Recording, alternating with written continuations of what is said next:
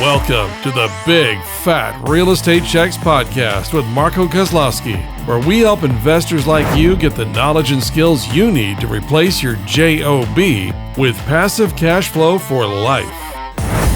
Hey everyone, welcome to Big Fat Real Estate Checks podcast with yours truly, Marco Kozlowski, with Gabriel Araish out of Montreal and Frank Goluccio or Francesco Goluccio out of Toronto. Always a pleasure to have my two compadres. Today we're going to tackle, should you be buying properties in this cycle as the market is shifting? As you know, COVID has affected rents. There are 40 plus million people that have not made their mortgage payments or rent payments. In 2008, during the big crash, 12.8 million people lost their homes. So the stat was only 12.8, and now we're significantly higher than that, 3 or 4 times higher than what it was in 2008. So there's a great opportunity coming. I definitely don't want to take advantage of anyone. That is not the intent ever when we're wanting to get into the business.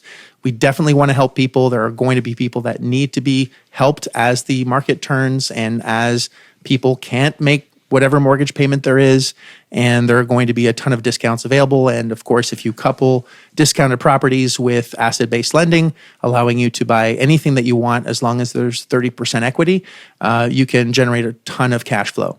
And the one feedback, the one point of contention that I've been hearing lately is, should we be buying? Is now a good time if we're not collecting rent? If rent is a collection, if rent is a problem, if we can't collect rent, why the heck would we buy a property if we're not getting paid? And it's a valid point, and we're going to hash that out today on this podcast. And I hope you get a lot of value out of it. And all right, let's roll up our sleeves and discuss it. So, of course, first of all, the risk. Let's talk about that. The worst thing that can happen is you buy an asset and nobody pays. So how do we first mitigate that risk? So we get something, no one's paying. What do we do? Actually, I'll add on that. It's Frank here. Thanks, Marco, for having us on this podcast. We definitely enjoy doing it. That question, risk. Listen, there's always a risk in this market. But with the COVID, there's going to be a few bad apples that are going to take advantage and not pay. And there's a few that are sincere and actually in financial hardship that need some kind of rent assistance. And I have, we have parks together and some properties together. There's one person that's not paying in one of our parks, but they're on social assistance. So I don't get that. They're taking advantage clearly. And you have others that, that definitely lost their job or reduced hours, and they're trying, and you put a payment plan. So to all those people that are, fearing to get into the market, is there risk? There's always risk, but you mitigate your risk on the buy. And yes, you're always going to have that one or two people that don't pay, but you can ride that out. So I'm actually enjoying a lot of people staying on the sidelines. That means more for us. That's the way I look at it. More for us. I know you mentioned those stats, which are staggering, Marco. 40 million. I think it was 40 million potential foreclosures. That's like all of Canada plus every household. So that's just insane. And if people are staying on the sideline, man, you're going to look back in 20 years, and your kids or your grandkids are going to say, "Dad, what did you do in that time?" And you're going to say, "Nothing. We stayed home and we wore our masks." So more opportunity for us on that. So that's what I got to say. You can mitigate it. You ride out the storm, but again, it's not been too bad. It's just a few. Well, the good news is that if that's how you feel, that's how sellers are feeling as well, in the sense that if there's not that many buyers because everybody's afraid and they're staying on the sidelines, then there's a lot of sellers out there that want to get out because they don't know what the future holds. And that equals lower prices and better deals for you. So, the old saying, I remember, I know Warren Buffett used to say it a lot, is when everybody's fearing, that's when I'm coming in. And that's exactly what you should be doing here. Is everybody's scared and running away. This is probably the best time. I'm willing to bet that, I know we're doing this, but a lot of people are putting their money together and getting ready for this so that they can just jump in and pretty much pick up everything they can. So it's just the way you look at it. Is it going to be paying up as much as it was? Sure, there's more risk. Maybe some people won't pay as much in terms of rent, but it still means that you get it at the right price. And we've mentioned this in multiple podcasts. The key to the real estate deal is buying it right. So if you're buying it right, you're going to mitigate most of your risk. Then it's up to you to find a way to make sure that, people pay their rent, whether it's using different strategies, whether it's just, first of all, properly screening your tenants, so that you're getting people that have the right jobs that maybe are more economy proof or pandemic proof. You can also, I know Marco, you mentioned this in past podcasts, is use some of the assistance programs. So I don't know if somebody else wants to cover this, but Section 8, there's the VA programs. That's guaranteed income coming into your bank account on the first of every month. And you know what? I have a lot of Section 8 tenants in specifically one of my buildings, and that's the only tenant that's never late. They pay on time every time, direct deposit. I don't even have to worry about checks bouncing. So if you take all these strategies and put them together while buying right in a market that's going to be very advantageous to you, to me that's a recipe for success only. We're also buying on collected rents now. We're not buying on what it was. So if only 50% of the building is actually paying and collecting, we're buying it at 70% of that value at 100% collection, or actually 92% collection. So we're buying it already at a discounted price based on the revenue that's there. So you're not buying a building with zero income. If you are, you're almost going to pay nothing for it. So we're not getting into buildings, number one, that are half paying. Or if we are, then we're only paying 70% of half of its value. That's it. So you're already mitigating your risk at that point. And if you fill your tenants with, as Gabe said, Section 8 tenants, or replace the non-paying tenants as you start getting rid of those people, because they do, they can squat if they really wanted to, but it's a pain in the ass legally for them. And if they do eventually get evicted, which they will, they're not going to be able to get another place to live. So they're only hurting themselves in the long term. The first thing that people pay is their mortgage or rent. They need a place to stay. So if they're taking advantage now of a system, it's only going to hurt them later if they try to, really abuse that. So you can mitigate the risk. Yep. So Frank, go ahead. Okay, I just want to bounce on a couple of things that Gabe and Marco, you said with the Section 8. There's other programs out there currently. I think one's called the CARES, where a lot of counties and cities are offering subsidy, and I don't want to actually subsidy. They're actually paying the full amount of the rent. So I know one of my tenants is actually going through that program, and there's many more across the country. But what you were saying, Marco, you're buying on the current rent. So if, like you said, if it's only 75% people are paying, then you're basing it on that 75%. But I'm actually okay with making little to no money, or even breaking even for the next 12, 18, 24 months. And then I'll cash out on the back end. Definitely when things start going back up. And we know it's going to improve, guys. We know it's going to improve. We're in the shits of it now. We're in the weeds. But it is going to get better in the foreseeable future, like 2-3 years. That's nothing on the opportunity that you can make. So I'm willing to wait those 2 years or even 3 years and make little to nothing, as long as I'm not losing. What are you guys doing? A lot of people put money in their, RSPs or their 401ks, and they wait 20 years and they realize, shit, we only made 2%. So I'm okay with waiting that 3 years or 2 years to see, the greener grass on the other side. And actually, I want to add something, because, the interesting thing is, if your money's not in real estate, it's elsewhere. And we always like to compare it to the stock market, because that's pretty much where everybody else likes to go dump their money. They say you can't time the market in the stock market because, there's a lot of manipulation. There's so many variables. The beauty of real estate is not only can you really time it, there's so much time where you can see it coming. It's clear that there's going to be a problem. It's clear that this is going to be a perfect time to accumulate assets, and then hold on to them while collecting rent. And like you said, even if you were to break even, which is not going to be the case, I assure you that if you follow the strategies that we've been discussing on these podcasts, especially from an optimization standpoint, you're not going to break even. You're going to actually cash flow and very, very heavily. But that being said, even if you did break even, fast forward 7-8 years, your properties are going to be worth double, a lot more than they are at the time you're buying them today. That's for sure. So the beauty of real estate is you can actually time time the market, and this is the time. So we're warning you. I know that I wasn't even in real estate, in 2008 when shit hit the fan back then, and I see what people have been able to do, and I've been just, sadly, this is something that's going to be recurring, and even after this crash, there's going to be another one eventually. We can't time that one yet, but we'll start seeing the signals when it's time. But it's definitely the right time to start getting involved. And you both said it perfectly. Even if you were, worst case scenario, to completely break even and you bought $100 million worth of assets because you bought them right and you used asset-based lending, you don't need to use a nickel of your own money, and things settle down and now suddenly this $100 million is now worth $250 million. You just made $150 million using somebody else's money just by riding the storm. I don't know of any other business that you can finance. If you play with stocks, you can't finance stocks. You need some amount of cash to deploy. In this, if you buy it right, someone will give you the money and use the property as collateral. If you don't pay, they take it back. So even if you were to buy something and it was just completely decline or U-turn, they take it back. You've lost nothing. You lost the opportunity. You lost the tax deduction, which you would still get in buying all these assets.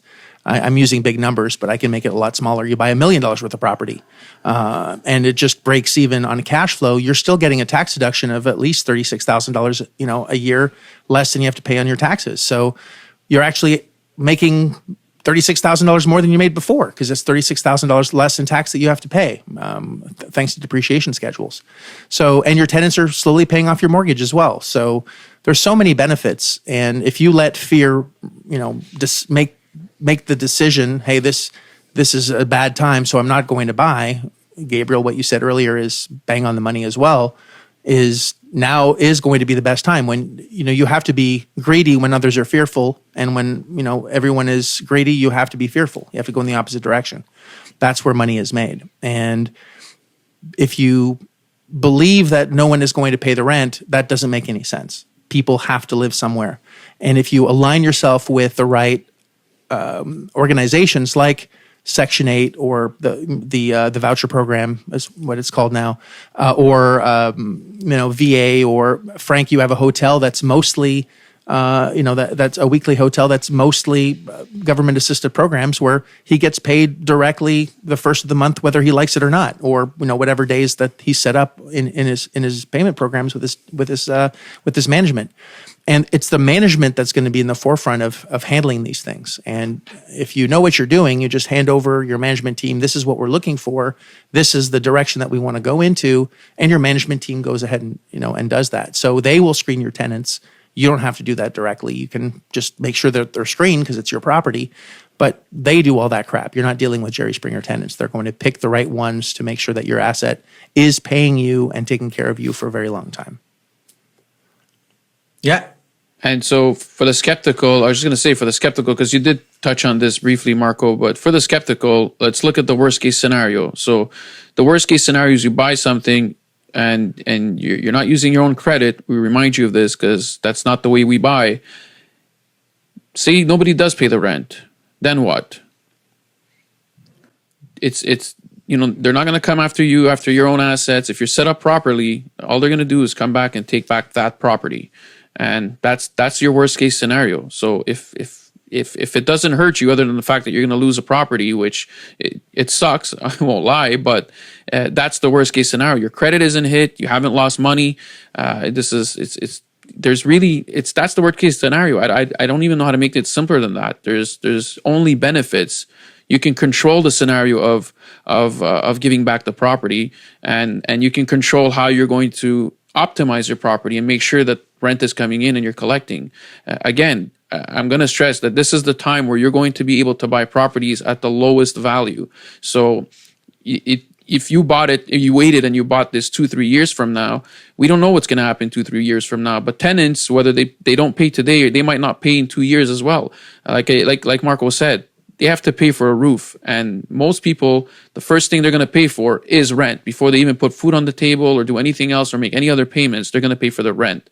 So sure, people are going through a tough time now and they're losing their jobs, but there are programs out there like we mentioned. There's really, I fear, I don't even know, we're beating this drum over and over, but it's the best time to buy. There's really, limited risk in getting involved at this time. Well, the lender may be pissed off at you just a little bit, but you know what? That depends. The lender, like you said, if you're going into a property with obviously good intentions, and you do some optimization to it, that the lender is actually in an advantage situation where maybe they're a little bit salivating that you're going to default because they're going to get a properity with a boatload of equity in there. And you're not going to make it hard for them. Listen, if you can't pay the lender, they got to eat too. You give them the property. I know most times ourselves, if we have to come into that situation, we'll just do like a deed in lieu of foreclosure. Don't even make them spend the money on legal fees, and just say, take the property. Our bad. This is what happened, and they'll gladly take it back with all that equity. It's probably more money they're going to make on the interest, anyways. Yeah. The lender won't be upset, and the lender is getting in, understanding the risk, because they're not just going to lend money. They're doing their homework before lending you the money. So it's everybody wins all the time. That's if you're set up the right way and you do the right things, and that's what this business is all about. Absolutely. And if you're going to get into if you're going to get into anything, do you want to get into it when it's at the highest or its lowest? Obviously, it's lowest. So now would be the best time. It's way easier to learn now and make mistakes at this point, as the market is going to be shifting and declining. And that's, I guess, another question is, should you wait until it declines completely? I don't think so. I think you get in as quickly as you can. And, there's going to be some great deals and some not so great deals. But if you do it right, whether you buy it at 70 cents on the dollar, 60 cents on the dollar, 50 cents on the dollar, I'd buy it at 70 all day long, then wait and maybe not get it at 60. Not, if someone else might get it and if I waited too long. So I want as many assets as possible at the right price period. And as soon as it starts going into that direction, I want to pounce. And I think if you're smart, you want to pounce too. You're not using your money. You're not using your credit. You can do it from anywhere. The management teams are the ones that are taking care of the business. And, you're collecting a passive income check, a series of checks. You're getting equity. You're getting tax deductions. And, if you're worried about things that you actually are in your control, then you just fix those things. If someone can't pay rent, and as the market declines, there's more money being put into social programs to take care of those people. So there's more people on the marketplace than before. Like in Chicago, when I was buying in 2008, 9, and 10, there was a 2.5 year waiting list by 2012, almost a 3 year waiting list for free housing from HUD. There was not enough properties and too many people that were in the program. So there was a huge waiting list. So if someone left, you had someone right away instantly to take their place. So, there are new opportunities that start happening. So don't be ruled by fear, because all fear stands for is fuck everything and run. And you definitely don't want to be ruled by that, because those that aren't fearful and know what they're doing, because ignorance is very expensive, you're going to just shoot yourself in the foot and wish that you had made it happen when you had the chance. Because I didn't see another opportunity like 2008 coming again in our lifetime. But, I've been wrong before, and here we are. Exactly. So if you love this podcast, if you love this series, stay tuned. We got plenty more content to come. Lots and lots of episodes for you to dig into. If you love it, please rate it, give us an honorable review. And we'd love to hear your feedback. So thank you so much for tuning in. Thank you, Gabriel and Frank. And hopefully this gave you a little bit of insight as to what's possible, and not to be afraid of something that you really don't need to be afraid of. You should actually be running towards it. Thank you so much. If you like this episode of Big Fat Real Estate Checks, then show some love by leaving a comment and a good rating. Also, as a thank you for tuning in today, we've got a special free gift. The journey to passive cash flow for life starts by finding deals, and it's easier than you think. Simply go to getdealsbytuesday.com, enter your email address, and we'll send you a free quick start course called Deals by Tuesday. Even if it's 11 p.m. Monday night, this course will show you how to find discounted real estate deals by Tuesday. It's that fast and simple. Go to getdealsbytuesday.com and start your journey toward life-changing cash flow today. Thanks for tuning in, and we'll see you on the next episode.